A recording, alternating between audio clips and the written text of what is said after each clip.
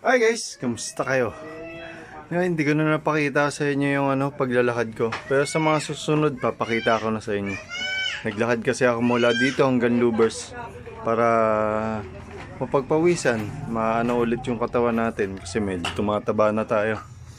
Pati bumili ako ng sangkap para sa gagamitin nating niluluto. Magluluto kasi tayo ng laing. Yan na yung gabi. Nahimayin na ni mama. Tapos yung ibang sahog doon, ginagayat na rin ng pamangking ko. Isasangag ko lang muna tong sahog natin na dilis. Wait lang. Okay na guys, nagsarang na tayo at mukhang mainit na siya. Lagyan na natin mantika. Wait lang. Painitin lang natin yung mantika tapos sasangag ko na yung dilis. Okay na guys, sasangag ko lang muna to. Kunti pa guys. Wait lang. So okay na guys. Magigisa na tayo. Naayos na rin ang pamangking ko yung mga sahog. Naglagay na rin ako ng mantika. Wait lang. Siyempre luya naman, di ba? Sasangkot siya lang muna natin yan. Palalabasan ng lasa. Susunod natin yung bawang. Nung lumabas yung lasa ng luya, sinunod ko na yung bawang. Sasakuntsa ko lang rin yan. Susunod ko na yung sibuyas. Tapos sinunod ko na yung sibuyas. Sasangkotsa ko lang yan. Palalabasin natin lasa. Mag-combine lahat. Susunod na natin yung mga sili. Okay na, sabay-sabay na to. Palabasin natin ulit yung lasa para maanghang. Sasangkotsa ko lang yan. Susunod ko na yung alamang.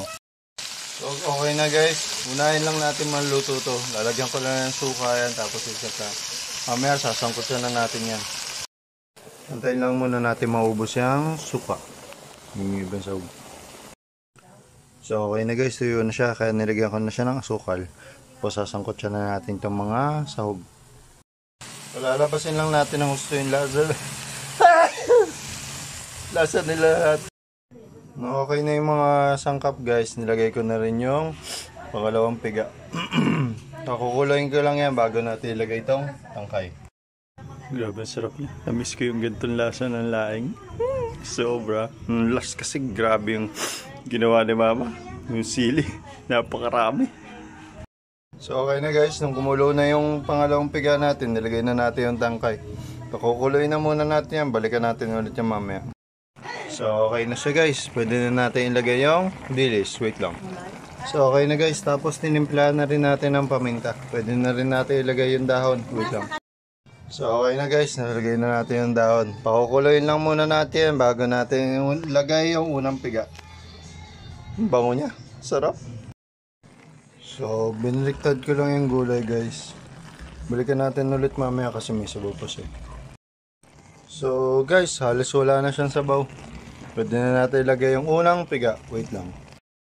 So okay na guys, pakukuloyin lang natin ang gusto yan. Tapusin ko lang yung ginagawa ko sa loob. So paano guys? Nakaluto na tayo. Ayan o.